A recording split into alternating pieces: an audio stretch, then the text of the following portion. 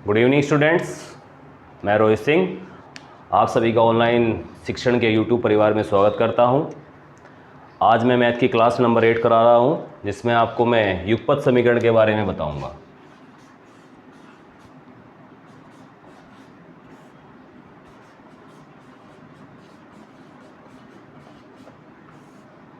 युगपत समीकरण भी बोलते हैं इसको, बोलते हैं दूसरा नाम जो है इसका दो चरों वाले रैखिक समीकरण। रैखिक समीकरण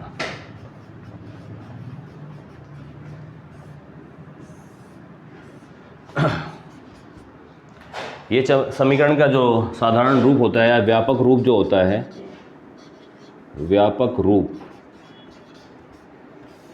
रूप होता है बेटा a1 x plus b1 y plus c1 बराबर 0, समीकरण नंबर 1। दूसरा होता है a2 x plus b2 y plus c2 बराबर 0, समीकरण नंबर 2। ये दोनों समीकरण सम्मिलित रूप से क्या कहलाती है बेटे? युगपत का निर्माण करती है, ठीक है ना। और जो युगपत का निर्माण करती है, इसमें मैंने दूसरा नाम बताया दो चरों वाले रैखिक समीकरण। तो दो चर क्या है इसमें बेटे? x और y दोनों हमारे क्या है यहाँ पर? चर राशियाँ होती है, जिसकी वैल्यू हमें यहाँ पर क्या करनी है? फाइंड आउट करनी है। उसके बाद में जो हमारे पास ये a1 b1 c1 है, a2 b2 c2 है, ये क्या चीज़ें होती है? ये सभी चीज़ें होती है जैसे हमारा a1 a2 b1 b2 और c1 c2 हुआ, ये सभी हमारे क्या होते हैं बेटा? अचर राशियाँ होती है। ये सभी क्या होती है? अचर राशियाँ होती है, या इन अचर राशियों को कह सकते हैं, देखो यहाँ पर x के साथ में गुना कर रहा है a1, यानी ये क्या कहला जाएगा बेटे? x का गुणांक कहलाएगा, कोफिशिएंट कहलाएगा। y का गुणांक b1 है, और c1 के साथ में यहाँ पे क्या है? c के साथ में यहाँ पर कोई x नहीं है, यहाँ पर c की पावर क्या है बेटे? 0, और x की पावर क्या है बेटे? यहाँ पर 0, तो इसकी वैल्यू क्या होती है? 1। तो ये ऐसे बना, ये पद जो इसमें बना ये इस तरह से बना c x की पावर 0, जिसकी वैल्यू क्या होती है? c के बराबर ही हो जाती है। ठीक है बेटा, यहाँ तक की बात समझ में आई? तो ये आपकी व्यापक समीकरण है, इसका व्यापक रूप है, युगपत समीकरण का व्यापक रूप है, जिसमें दो चर है, एक x चर है और दूसरा क्या है? y। एक समीकरण तो ये हुई इसमें, और एक दूसरी समीकरण ये हुई। इन दोनों को सम्मिलित रूप से हम क्या कहते हैं बेटे? दो चरों वाले रैखिक समीकरण या युगपत समीकरण कहते हैं। ठीक है, ये तो इसका कंसेप्ट था। इसके बारे में थोड़ा सा हमारा और इसके रूल्स है, उनको जान लेते हैं हम। इसके रूल्स क्या होते हैं बेटा? a1 a2 का रेशो बराबर हो जाए b1 b2 के रेशो, यानी ये नॉट इक्वल हो जाए। a1 अपॉन a2 और b1 अपॉन b2 अगर बराबर नहीं आ रहे हैं दोनों रेशो, तो हम यहाँ से कहेंगे जो हमारे ये दोनों समीकरण हैं इसके कितने हल हो गए? तो यहाँ पर इसके हल हो गए बेटे अद्वितीय हल हो गए। कितने हल हो गए? अद्वितीय हल हो गए। केवल और केवल दो ही हल इसके यहाँ पर हमें मिल जाएंगे, यानी अद्वितीय हल हमें यहाँ पर इसके मिलेंगे। Rule number 1। रूल नंबर 2 क्या कहता है? a1 अपॉन a2 का रेशो, b1 अपॉन b2 का रेशो, c1 अपॉन c2 का रेशो, तीनों के तीनों अगर बराबर आ जाए तो इस समीकरण के जो हल होने वाले हैं, इस समीकरण के हल कितने हो गए बच्चा? इस समीकरण के हल हो गए अनंत हल।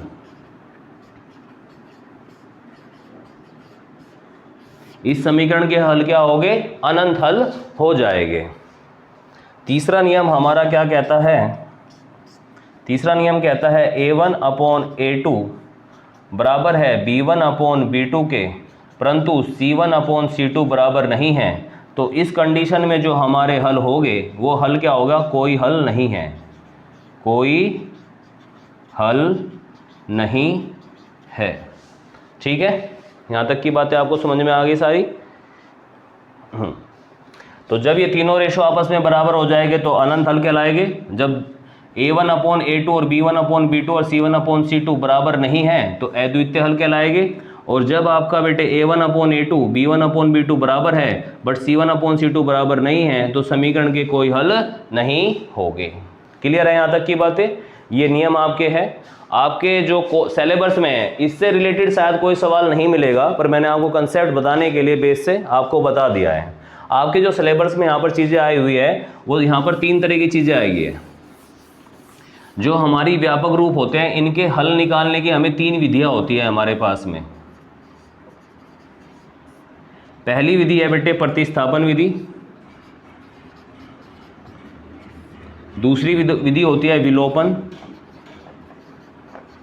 विलोपन विधि, और जो तीसरी विधि होती है उसे कहते हैं वरज गुणन विधि।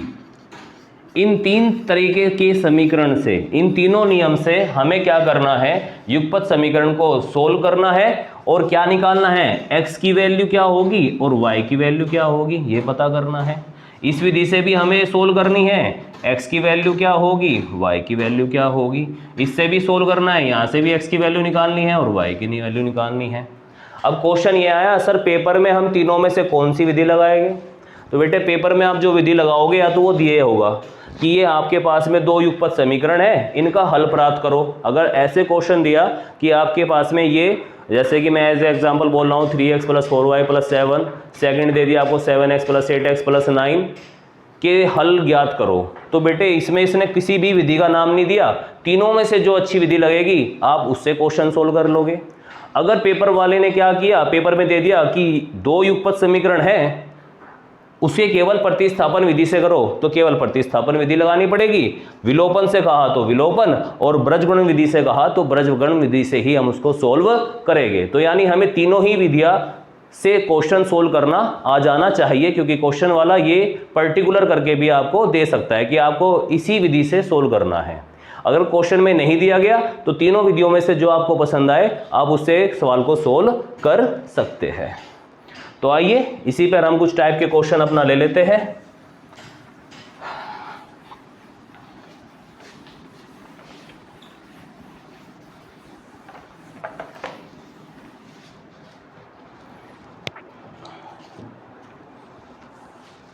जैसे कि मैं टाइप तो कुछ नहीं है बेटे, क्वेश्चन ले लेते हैं हम यहाँ पर, क्योंकि इसमें तो एक ही क्वेश्चन को 3 तरीके से कर सकते हैं, ठीक है ना। तो इसमें एक क्वेश्चन दिया हुआ बेटे x + 2y = 7 और दिया गया है 2x + k y = 5। इसके हल प्राप्त करो। समीकरण हल प्राप्त करो, ठीक है ना। इस तरह से आपको 2 समीकरण दी हुई है, x + k 2y = 7। दूसरा क्या दिया हुआ है बेटा आपको, 2x + k y = 5। इसके हल आपको यहाँ पर प्राप्त करने हैं। तो मैं आपको सबसे पहले कौन सी विधि सिखा रहा हूँ, यहाँ पर मैं सबसे पहले मेथड सिखाऊंगा आपको प्रतिस्थापन विधि द्वारा। प्रतिस्थापन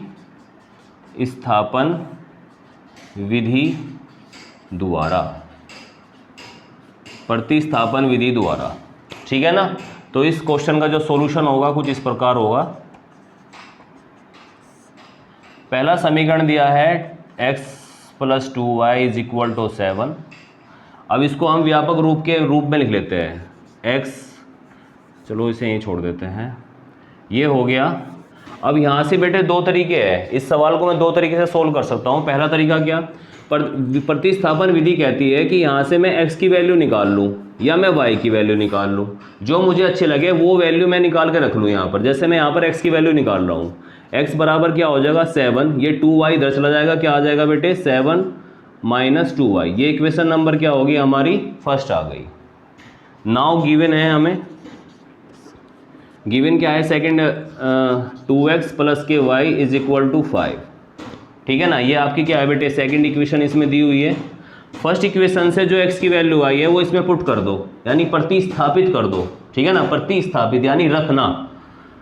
अब यहाँ पर हम क्या रखेंगे बेटे, ऐसे लिखेंगे, समीकरण 1 से x का मान समीकरण 2 में रखने पर, ठीक है ना, 2 में रखने पर। तो बेटे 2x कहाँ पे, x हमारा यहाँ पे, x की जगह हम क्या रखेंगे 7 - k 2y + k y = 5। अब 2 की मल्टीप्लाई यहाँ पे करोगे तो 2 × 7, 2 की मल्टीप्लाई यहाँ पे करोगे यानी 2 × 2y, प्लस के y एज इट इज़ रहेगा, 5 एज इट इज़ रहेगा। 7 दूनी 14। अगर यहाँ पर आपका बराबर का साइन आ रहा है तो इधर क्या आएगा बेटे, एरो। ये मैथ्स का नियम होता है। 2 2 जा 4, ये आपके पास में कितना आ गया बेटे, 4y प्लस के y इज इक्वल टू 5। बेटे माइनस के 4y प्लस के y में से माइनस हुआ तो कितना बचेगा, माइनस के 3y बचेगा, इज इक्वल टू कितना, 5। ये माइनस वाली जो वैल्यू है मैं बराबर के इधर ले जाऊं, राइट हैंड साइड में जाकर प्लस हो जाएगी, और जो ये 5 है जो राइट हैंड साइड में है इसे लेफ्ट हैंड साइड में ले जाऊं, ये जाकर इधर क्या हो जाएगी, माइनस हो जाएगी। तो यहाँ से आ जाएगा 14 minus 5 is equal to 3y। Clear है। 14 में से 5 गया तो कितना बचेगा बेटा आपके पास में, 9 इज इक्वल टू 3y। अब इस वाली चीज़ को उधर लिखो। एक बात समझो भाई, रफ में समझो, मैं लिखा 9 इज इक्वल टू 3y, ऐसे लिख लो, या 3y बराबर 9 लिख लो, ऐसे लिख लो, दोनों बात इक्वल ही होती है, ठीक है ना। हम इसको ऐसे लिखते हैं तो ज़्यादा अच्छा माना जाता है। जो चीज़ हमें निकालनी है वो वैल्यू हमेशा लेफ्ट हैंड साइड में रखो तो कोई प्रॉब्लम नहीं होती, हमें चीज़ें समझ में आती जाती है। वैसे मैंने यहाँ से भी रख के आपको दिखा दिया, तो 3 ही कम 3, अच्छा ऐसे नहीं बताना। ये आ गया 3y इज इक्वल टू 9। अब ये 3 क्या है, यहाँ पर मल्टीप्लाई में, इधर जाएगा बराबर किधर जाएगा तो डिवाइड में, तो y इज इक्वल टू क्या, 9/3, 3 से 9 कटा 3 टाइम y के बराबर कितना आ गया, 3। देखो y की वैल्यू तो मुझे मिल गई, अब मुझे किसकी वैल्यू निकालनी है, x की वैल्यू और निकालनी है ना। हल प्राप्त करने के लिए क्या निकालना है, हल प्राप्त करने के लिए आपको x और y की वैल्यू क्या करनी है, फाइंड आउट करनी है, ठीक है ना। तो x और y की वैल्यू फाइंड आउट करने में से हमने y की वैल्यू फाइंड आउट कर ली, अब x की वैल्यू फाइंड आउट करोगे। आप कमेंट करो कि क्या करूं मैं यहाँ पर एक बार, ठीक है। एक बार आप कॉपी करो इसे क्वेश्चन को आराम से। अब देखते हैं बेटे, y की जो ये वैल्यू है हम क्या रख देते हैं, इस जगह पर रख देते हैं इक्वेशन 1 में। यहाँ पर y की वैल्यू रख दूंगा तो y खत्म हो जाएगा, x की वैल्यू मेरे को फाइंड आउट हो जाएगी। तो अब क्या करेंगे, ऐसे रखेंगे y बराबर 3 समीकरण 1 में रखने पर, समीकरण 1 क्या है, x is equal to 7 minus 2y, x is equal to 7 minus 2 into 3, x is equal to कितना आ गया बेटे, 7 minus 6, x is equal to कितना आ गया, 1। ठीक है, तो इस क्वेश्चन के हल क्या आ गए, y बराबर 3, x बराबर 1। अब हम क्योंकि बेसिक से सीख रहे हैं और हमें अपने आगे चलने वाले यूपी टेट और सुपर टेट की भी तैयारी करनी है, तो एक चीज़ एडवांस में यही सीखते चलते हैं कि जो मेरे ये आंसर आए हैं क्या ये सही है या नहीं है, इस बात का भी मुझे पता होना चाहिए। पेपर में बहुत बार आ जाता है कि जो आपके हल आए हैं उनको जांच करो कि वे सही है या गलत। तो जांच जब आपको करनी होगी तो जांच आपको दिखानी होगी। तो जांच कैसे करोगे, आप लिखोगे बेटे जांच, ठीक है ना। आप कोई सी एक हमारी द्विघात समीकरण ये कोई सी भी एक रैखिक समीकरण ले लो। मैंने समीकरण 1 ली, आप यहाँ पे लिखो बेटे समीकरण 1 से x प्लस के 2y बराबर 7, ये इसकी लेफ्ट हैंड साइड है बेटा, है ना। आप क्या रखो, समीकरण 1 में x बराबर 1 और y बराबर 3 रखने पर इसकी भी आपको क्या लेनी है बेटे, लेफ्ट हैंड साइड लेनी। लेफ्ट हैंड साइड क्या है, x प्लस के 2y, है ना। x की वैल्यू कितनी आई 1, y की वैल्यू कितनी आई बेटा यहाँ पर 3, तो कितना आ गया 1 प्लस 6 इज इक्वल टू 7। 7 क्या है बेटे, बराबर राइट हैंड साइड के है कि नहीं है, देखो यहाँ पर। तो देखो लेफ्ट हैंड साइड की वैल्यू में जो हमारे वेरिएबल्स थे, जो हमारे चर थे x और y, उनकी वैल्यू जो मैंने प्राप्त की थी y बराबर 3 और x बराबर 1, उनकी वैल्यू मैंने इस समीकरण में यहाँ पर रखी, तो मेरे पास में ये राइट हैंड साइड की वैल्यू का आंसर आ गया। तो इसे हम क्या कहेंगे कि जो मेरे हल आए हैं ये एकदम एक्यूरेट हल आए हैं। अब आप ये मत कहना कि इसमें रख के आ गया कि इसमें रख के नहीं आने का, इसमें भी रख के दिखा देता हूँ आपको मैं। शॉर्टकट में समझ लो 2x प्लस y है, ये मैंने लेफ्ट हैंड साइड ली। अब यहाँ पर x बराबर कितना 1 और y बराबर कितना रखना है बेटा 3 रखना है। हाँ ठीक है, तो ये आ गया बेटे 2 × 1 प्लस कितना 3 इज इक्वल टू 2 1 जा 2 3 3 कितना आ गया 5। और ये 5 कहाँ है, देखो राइट हैंड साइड में है कि नहीं है, बिल्कुल सही बात है। तो दोनों ही इक्वेशन में जब आप ये वैल्यू रख रहे होगे तो आपकी वैल्यू का आंसर आ जाएगा, ठीक है ना। और क्विक कैसे करें जी, और अच्छा कैसे पता करें, इतना बड़ा हमें दोनों मान रखने पड़ रहे हैं, ये कैसे पता लग रहा। इससे आसान तरीका भी है, जब आपने यहाँ पे इक्वेशन सोल्व करी, ठीक है ना, जो आप इक्वेशन यहाँ पे करी x बराबर 7y, तो x बराबर 7 माइनस 2y, इस पूरी इक्वेशन में x y की वैल्यू भर दो। x की वैल्यू क्या पता लगी मुझे बेटा 1, तो 1 आ गया, ठीक है ना। अब आपको लेना पड़ेगा, बस यहाँ पे कैसे लिखना पड़ेगा, लेफ्ट हैंड साइड बराबर क्या है x की वैल्यू 1 आ गई। आपको लिखना पड़ेगा बेटे राइट हैंड साइड बराबर क्या है 7 माइनस के 2y, तो यहाँ से आपके पास में क्या आ जाएगा 7 माइनस के 2 मल्टीप्लाई y की वैल्यू कितना है 3, तो कितना आ जाएगा 7 minus 6 is equal to y। Left hand side बराबर राइट हैंड साइड आएगी, तो यहाँ से भी आपका प्रूफ हो जाएगा। तो मैंने जितने भी एक्सपेक्ट्स हो सकते हैं इसको जांच करने के, वो सभी एक्सपेक्ट आपको बता दिए हैं। इस इक्वेशन को मैंने क्या करा, यहाँ पर मैंने x की वैल्यू निकाली, इसी को सोल्व करने का प्रतिस्थापन तरीके से एक तरीका और है, इसी इक्वेशन को, उससे भी मैं अभी बता दे रहा हूँ आपको। आंसर सेम आने वाले हैं, कोई प्रॉब्लम नहीं, पर बता देता हूँ तरीका क्या होगा।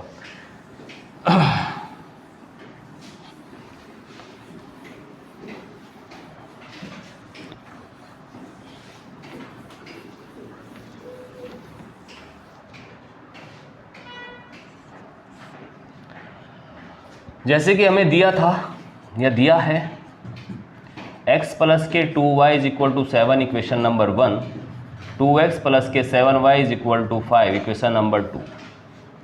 अब हम करेंगे बेटे समीकरण 1 से, समीकरण 1 से, समीकरण 1 से भी कर सकते हैं, समीकरण 2 से भी कर सकते हैं, ठीक है ना। पहले मैंने समीकरण 1 से x की वैल्यू निकाली थी, इस बार मैं y की वैल्यू निकालूंगा। x प्लस के 2y is equal to 7। First time हमने जो सॉल्यूशन किया था कैसे, x की वैल्यू निकाली थी हमने 7 माइनस के 2y, ऐसे करके निकाला मैंने अभी प्रीवियस आपके क्वेश्चन को। अब हम इसकी वैल्यू निकाल रहा हूँ, मैं y की वैल्यू निकाल रहा हूँ, और ये y की वैल्यू निकालकर सेकंड इक्वेशन में रखूँगा, तब भी मेरे सेम आंसर आ रहे होंगे। कैसे देखते हैं। अब ये x को मैं इधर ले जाता हूँ, इस x को मैं इधर ले जाता हूँ, तो मेरे पास में क्या आ जाएगा 2y is equal to 7 minus x. अब ये 2 क्या है, अभी मेरे को वैल्यू निकालनी है केवल और केवल y की, और ये आया है 2y, तो ऐसा नहीं कि 2y की निकालना है ना, केवल और y की निकालनी है। तो ये 2y किधर जाएगा बेटे, डिवाइड में जाएगा, तो y इज इक्वल टू क्या आ गया 7 माइनस एक्स अपॉन 2। ये है मेरे पास y की वैल्यू आई, इसको मैंने क्या मान लिया बेटे, इक्वेशन नंबर 3 मान लिया। अब ये इक्वेशन 3 की वैल्यू आपको इक्वेशन नंबर 2 में रखनी है। कभी भी गलती से इस वैल्यू को इक्वेशन 1 में मत रख देना, वरना सेम चीज़ आ जाएगी, ठीक है ना। जिस इक्वेशन से भाई मैंने फर्स्ट वाली वैल्यू से, फर्स्ट इक्वेशन से y की वैल्यू निकाल ली है, तो ये वैल्यू अब सेकंड में रखी जाएगी। अब आपका क्वेश्चन ये दिमाग में उठ रहा होगा कि क्या सेकंड इक्वेशन से भी x y की वैल्यू निकाल सकते हैं। हाँ मेरे भाई, है ना, आप सेकंड इक्वेशन से भी x y की वैल्यू निकाल सकते थे और उसको फिर फर्स्ट में रखते। क्लियर है सभी बच्चों को। एक क्वेश्चन में वैसे भी करा दूंगा, इसमें हर तरीके से बताऊंगा क्वेश्चन को, डाउट कोई नहीं छोड़ूंगा। तो कृपया आप ऑनलाइन शिक्षण को ज़्यादा से ज़्यादा अपने दोस्तों के साथ शेयर कीजिए, लाइक कीजिए, सब्सक्राइब कीजिए। अच्छा, अब इसमें आगे बढ़ते हैं। अब यहाँ पर वैल्यू रखनी है, तो क्या करते हैं, समीकरण 3 का मान समीकरण 2 में रखने पर यहाँ पे रख दो भाई, 2x plus y is equal to 5, 2x ऐसा ही रहेगा। अब y की जगह क्या रखना है, y की जगह ये रखना है, ये होगा बेटे 7 minus x upon 2 is equal to 5, ठीक है। अब क्या करना है, अब यहाँ बटे में 1 मान लो, 1 और 2 का एलसीएम क्या होगा बेटे, 1 और 2 का एलसीएम होगा 2। अब मैं थोड़ा सा आपको एक बात बता दूं कि मैंने पहले वाला तरीका क्यों अपनाया था। जब आप धीरे धीरे प्रैक्टिस करोगे क्वेश्चन की तो आपको आदत पड़ जाएगी। मेरे को ये एलसीएम लेके सवाल करना थोड़ा टिफिकल्ट लग जाता है ना, इसमें टाइम वेस्ट हो जाता है, नंबर उतने ही मिल रहे हैं। ये बड़ा तरीका हो जाएगा, आप एलसीएम लेने में गड़बड़ कर सकते हो, है ना। तो उस तरीके से बचने के लिए हमेशा हमें प्रयास ऐसा करना चाहिए, जो मैंने ये y या x की वैल्यू ली है, इसकी वैल्यू में कभी भी हर में कोई वैल्यू ना आए। जैसे कि मैंने पहली वैल्यू से निकाली थी क्या, x बराबर 7 माइनस 2y। देखो हर में एक था तो मुझे एलसीएम लेना नहीं पड़ा, मेरा सैड सैड क्वेश्चन हो गया, ठीक है ना।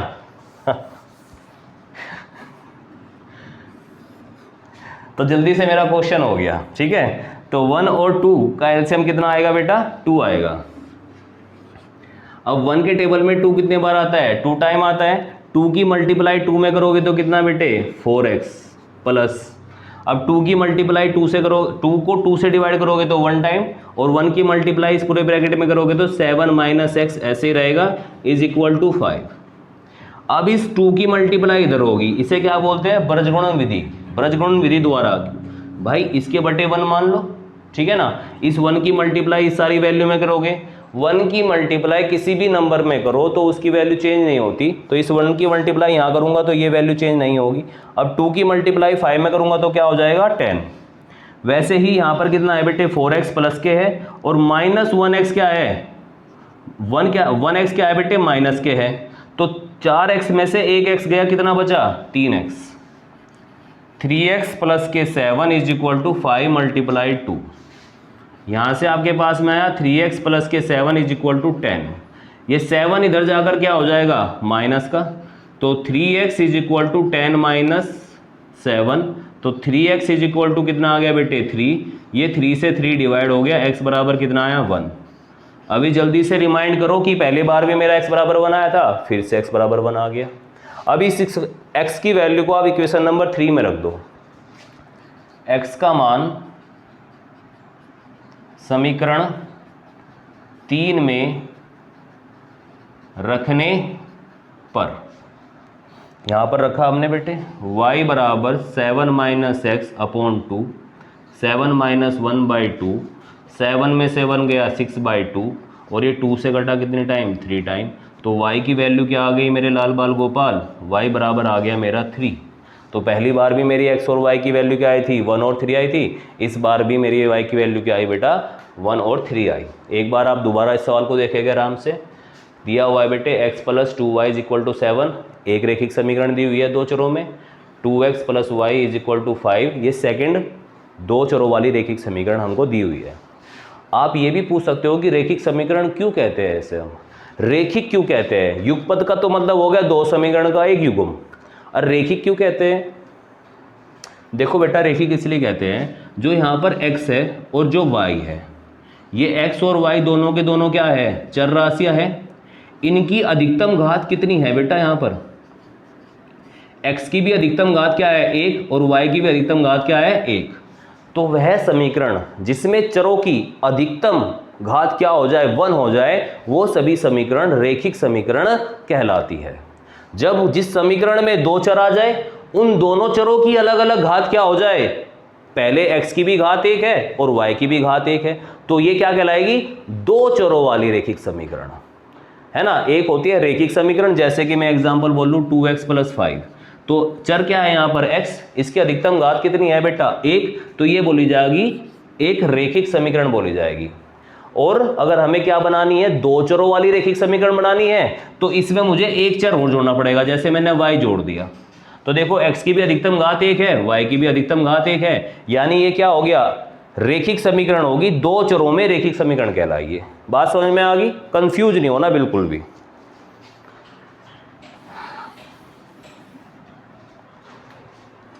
तो अब हमने क्या किया बेटे, इक्वेशन नंबर 1 ली, यहाँ से समीकरण नंबर 1, समीकरण नंबर 1 से मैंने x को इधर ले गया, तो x 7 माइनस एक्स हो गया। ये 2 यहाँ पर गुणा में है, बराबर के इधर जाएगा तो भाग में। y की वैल्यू मेरे पास में आई 7 माइनस एक्स अपॉन 2, ये समीकरण नंबर 3 बन गई हमारे पास में।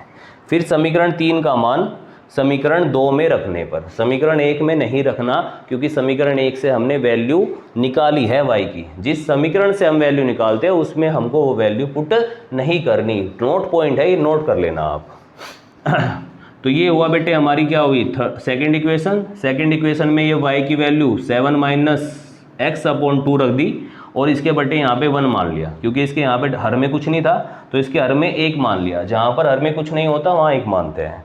1 और 2 का एलसीएम क्या आ गया, 2। 1 के पहाड़े में 2 कितनी बार आता है, 2 बार। उस 2 की गुणा इस 2 में करोगे तो 2 दूनी 4x। 2 के पहाड़े में 2 कितनी बार आता है, 1 बार। उस 1 की गुणा 7 माइनस एक्स वाले में 1 की गुणा करोगे तो बेटे 7 ही कम 7 और x ही कम x, ठीक है ना, ऐसे हो गया। अब ये 2 की गुणा इधर होगी, हमने इसको सोल्व कर लिया, हमारे पास एक्स वाई की वैल्यू आ गई। यह थी आपका पहला मेथड युगपत समीकरण को सोल्व करने का। ये सबसे पहला तरीका था जिसमें हमने क्या नाम दिया, इसे प्रतिस्थापन विधि नाम दिया। यही सवाल रहेगा, ठीक है ना। और इस सवाल के रहते रहते अब हम प्रतिस्थापन विधि के द्वारा से दूसरा मतलब दूसरी विधि समझेंगे जिसका नाम क्या है, विलोपन विधि।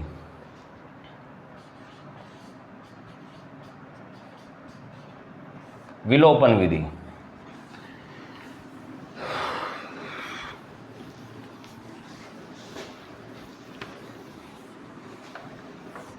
चलो मैं सवाल ही बदल दे रहा हूं, ठीक है ना। एक कोई नया सवाल ले लेते हैं आपके लिए, थोड़ा और आपका कंसेप्ट अच्छा हो जाएगा। जैसे कि एक सवाल दिया हुआ है क्वेश्चन नंबर 1 जो 2019 के पेपर में आपसे पूछा भी गया है। ये हो गया बेटे x माइनस वाई बराबर 2 और 2x प्लस के 3y इज इक्वल टू 29। ये हमें सवाल दिया है, इसमें हमें क्या प्राप्त करने हैं बेटे, हल कीजिए। इसको क्या करना है बेटे, हल कीजिए। हल कीजिए का मतलब क्या है, x की वैल्यू बताओ क्या आएगी और y की वैल्यू बताओ क्या आएगी। हल करने का मतलब ये होता है बेटे, सही है, समझ में आई बात आपको ये, ठीक है। अब मैं किस तरीके से सिखा रहा हूँ बेटे, विलोपन विधि से सिखा रहा हूँ। किससे सिखा रहे हैं हम, विलोपन विधि से।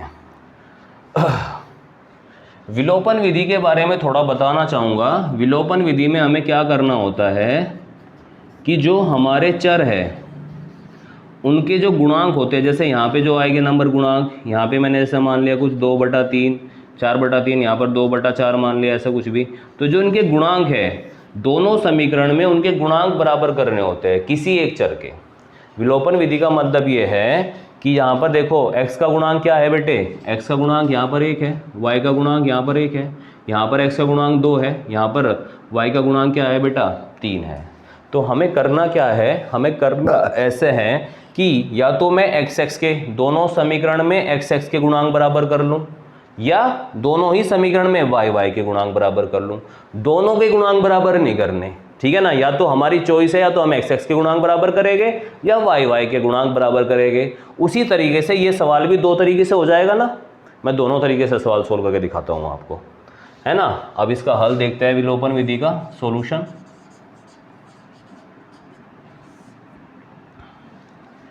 समीकरण नंबर 1 दिया है x माइनस वाई बराबर 2, इक्वेशन नंबर 1।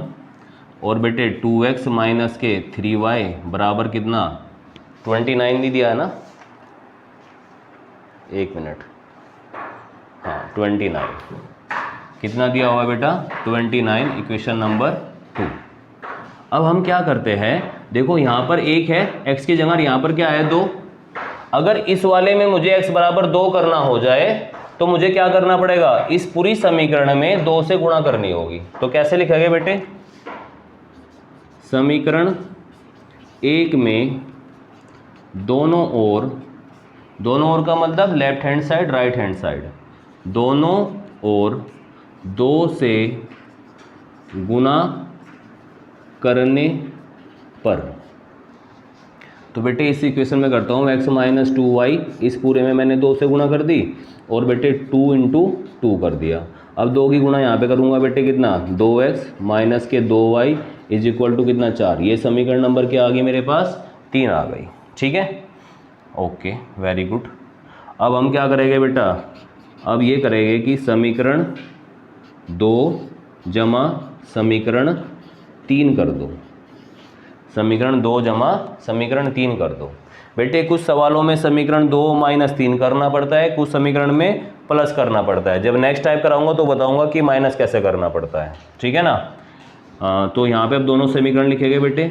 दूसरी समीकरण क्या है, 2x माइनस के 2y बराबर 4 होता है, और ये हमारी सेकंड समीकरण, ये क्या हो जाएगा, 2x माइनस के 3y इज इक्वल टू क्या बेटे, 29। और ऐसे लाइन खींच देंगे। और यहाँ पर क्या लिखेंगे बेटे, घटाने पर, क्या जोड़ो मत, घटा ही दो बेटे, हाँ सॉरी, घटाने पर लिखो। यहाँ पर पहली समीकरण से दूसरी समीकरण घटाओगे, क्योंकि अगर मैंने यहाँ पे जोड़ दिया, चलो ये बात ही समझ लो, अगर देखो मैं यहाँ पर जोड़ दूंगा तो क्या होगा, 2x में 2x जुड़ के 4x हो जाएगा, और बेटे 2y में 3y जुड़कर माइनस के 5y बन जाएगा। तो मेरे पास में एक तीसरी इक्वेशन बन जाएगी। एक्स वाई की वैल्यू अभी भी फाइंड आउट नहीं हुई, तो सवाल कॉम्प्लिकेट हो जाएगा। और मुझे क्या करना है, विलोपन का मतलब होता है, विलोपन का मतलब होता है गायब करना, इलिमिनेट करना, इलिमिनेशन मेथड बोलते हैं इंग्लिश में। यानी या तो आप x को इलिमिनेट करो या आप क्या करो, y को इलिमिनेट करो। तो इसको इलिमिनेट करने के लिए मुझे क्या करना है बेटे, यहाँ पर घटाना है, माइनस का चिन्ह लगाया मैंने, तो आप लिखोगे बेटे यहाँ पर घटाने पर। तो जो नीचे वाली इक्वेशन है देखो, ये 2x क्या है, प्लस का, तो घटाने पर ये हो जाएगा माइनस का। ये क्या है बेटे, माइनस का, ये क्या हो जाएगा, प्लस का। ये 29 क्या है, प्लस का, तो ये हो जाएगा माइनस का। कैसे, समझ में नहीं आई, अभी समझा रहा बेटे। समझो 2x माइनस के 2y, और इसको भी इधर ले जाऊं तो माइनस के 2, ये इक्वेशन बनी। ये देखो, ये जो इक्वेशन है 4, इसको मैं इस तरह से लिख सकता हूं कि नहीं लिख सकता। कैसे, 2x माइनस के 2y, ये 4 इधर आकर माइनस का हो गया, ये पूरी एक इक्वेशन बन गई। जो इक्वेशन ये वाली है, इस वाली इक्वेशन को मैं कैसे लिख सकता हूँ बेटे, 2x माइनस के 3y और 29 इधर आके क्या हो जाएगा, माइनस के 29 बराबर 0। अब मुझे क्या करना है, इसमें से इसको घटाना है, तो इसको लिख दूँ पूरी, माइनस 2x माइनस के 3y माइनस के 29 और बराबर 0। अब समझना जो मैं समझाना चाह रहा हूँ, 2x माइनस के 2y माइनस के 4, यहाँ पर प्लस है, यहाँ पर माइनस, प्लस माइनस गुणा प्लस क्या होता है, माइनस होता है। तो आपने इस माइनस की गुणा इस प्लस में करी तो क्या आया, माइनस के 2x। एक चीज़ और समझना, माइनस गुणा माइनस क्या होता है बेटा, प्लस होता है। इस माइनस की इस माइनस से करी तो प्लस कितना बेटे, 3y, और इस माइनस की इस माइनस से करा तो प्लस के क्या बेटे, 29। समझ में आई बात। तो देखो कौन सा प्लस हुआ, कौन सा माइनस हुआ। अब इसी बात को समझो, देखो ये 2x क्या था, प्लस का, तो ये माइनस का हो गया, ये माइनस का था तो ये प्लस का हो गया, ये यहाँ पर प्लस का था तो माइनस का, यहाँ पर ये माइनस का था तो यहाँ ये प्लस का हो गया। समझ में आ रही है बात, क्लियर है, क्लियर है सही बच्चों को, वेरी गुड। तो इस ट्रिक को ऐसे भी याद रख लेना, कोई बड़ी लॉजिक नहीं है। ये प्लस का है तो माइनस का, जो माइनस का है वो प्लस का, जो प्लस का है वो माइनस का, माइनस का प्लस हो जाता है और प्लस का माइनस चिन्ह हो जाता है। ठीक है, तो अब क्या करोगे, 2x में से 2x घटाया, कैंसिल हो गया, 0 बच गया, प्लस के 3y और माइनस के 2y, प्लस के कितना है बेटे, 3y और माइनस के 2y, ऐसे लिख लो रफ में, तो कितना बचा, 1y, यानी क्या बचा आपके पास में, y, माइनस के 24 और प्लस के कितना बेटे, 4। तो मैं जब प्लस माइनस आ जाता है तो क्या होता है, प्लस माइनस घटता है, आंसर में चिन्ह उस नंबर का लगता है जो बड़ा है। 29 और 4 में कौन बड़ा है, 29, और 29 के सामने कैसा साइन आ रहा है, माइनस का, और 4 के सामने कैसा साइन आ रहा है बेटे, प्लस का। तो जो आंसर आएगा उसमें माइनस का साइन लगेगा 100%। और ये जब प्लस माइनस आता है तो प्लस नहीं होता, माइनस होता है हमेशा। तो 29 में से 4 घटाओगे तो कितना बचा बेटे, 29 में 4 घटा के 25, और ये माइनस साइन क्यों आया, क्योंकि 29 अधिक था। ठीक है, समझ में आई किसी को, सबको बात ये। तो यहाँ पर आंसर आया बेटे माइनस के 25। y बराबर हमारे पास कितना आ गया, y बराबर आ गया हमारे पास 25। अब ये y का मान आप इक्वेशन 1 में रखो, 2 में रखो, कहीं भी रखो, आप कहीं भी रख सकते हो, इसमें भी रख सकते हो बेटे, जो थर्ड बनी इसमें भी रख सकते हो, और रखना उसमें जिसमें सबसे आसान हो। फर्स्ट में रखना यहाँ सबसे आसान है।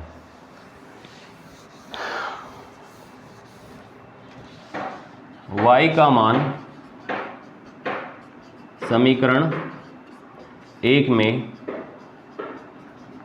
रखने पर x माइनस वाई बराबर 2, y बराबर कितना आया बेटे, y बराबर -25। ठीक है ना, y बराबर -25, तो x माइनस के 25 is equal to 2, minus minus plus 25 is equal to 2।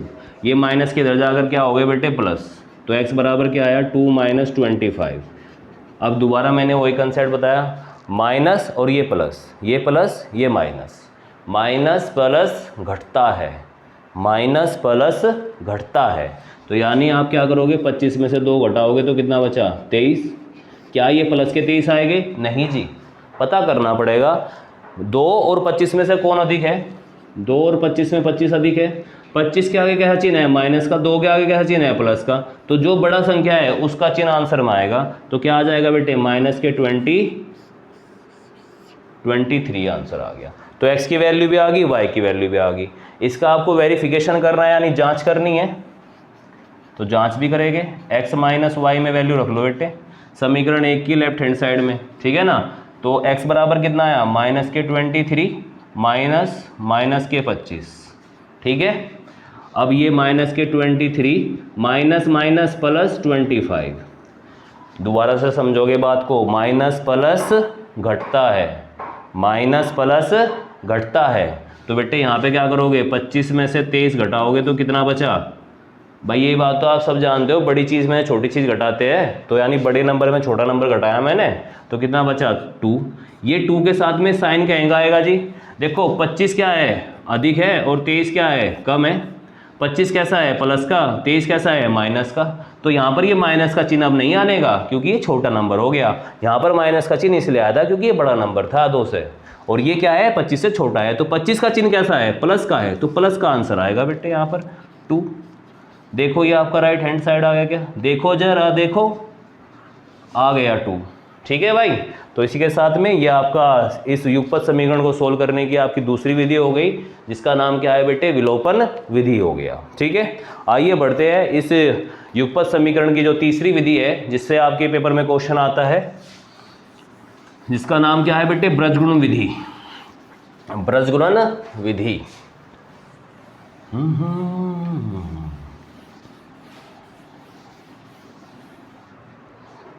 ब्रजगुणन विधि को पहले मैं आपको डिफाइन कर देता हूं, उसके बाद क्वेश्चन करूंगा।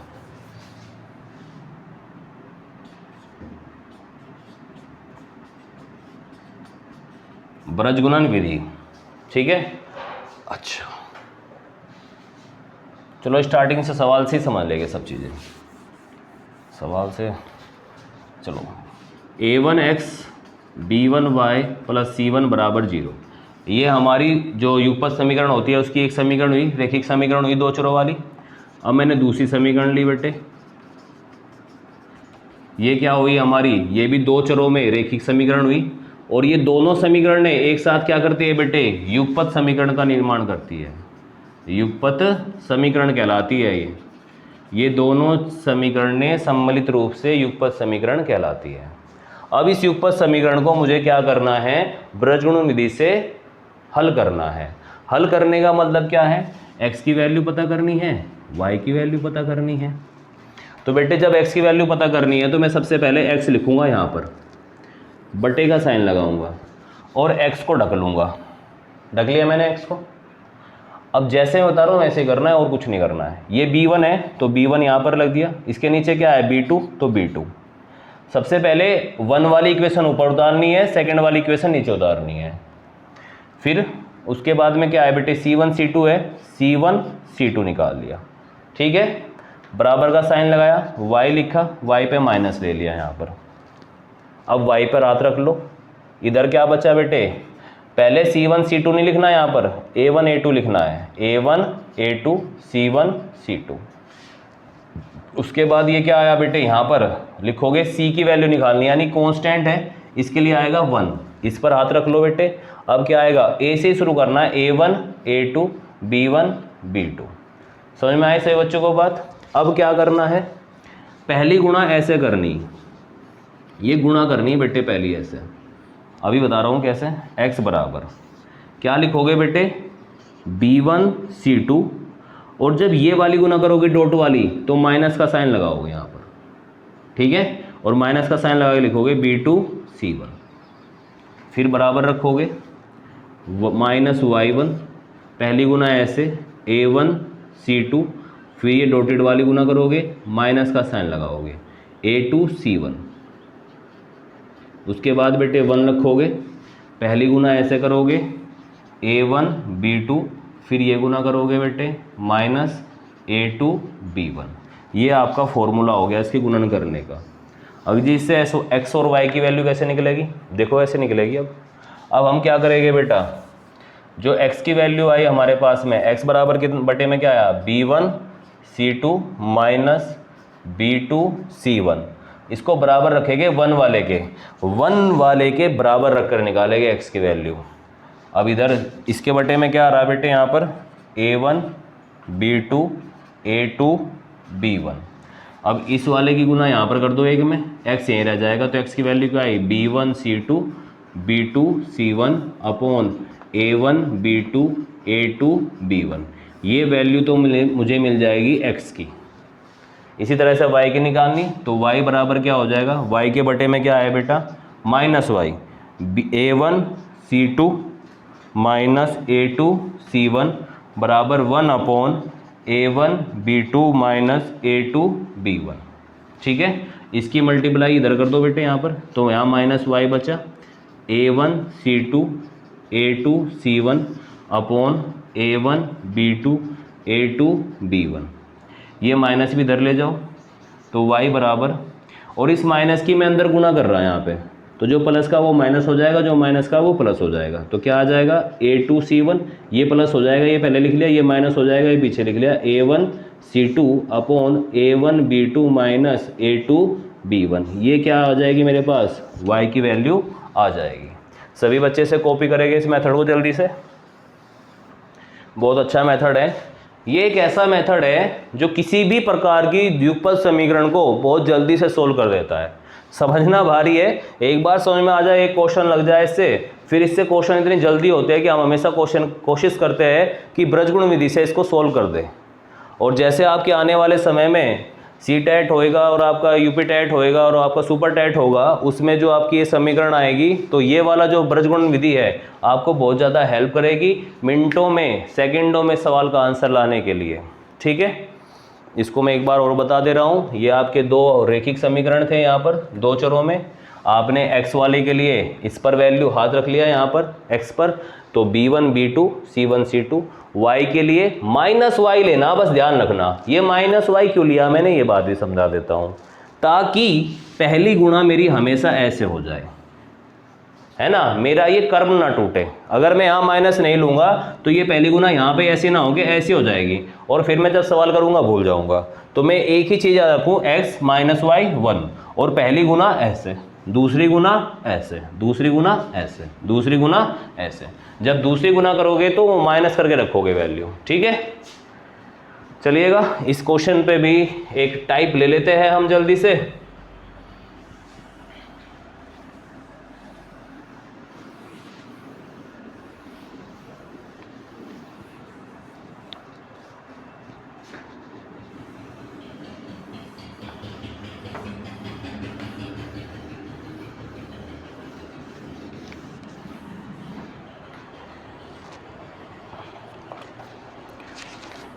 आपका जो यहाँ से पेपरों में क्वेश्चन आ रहा है वही ले लेते हैं एक, बहुत बढ़िया।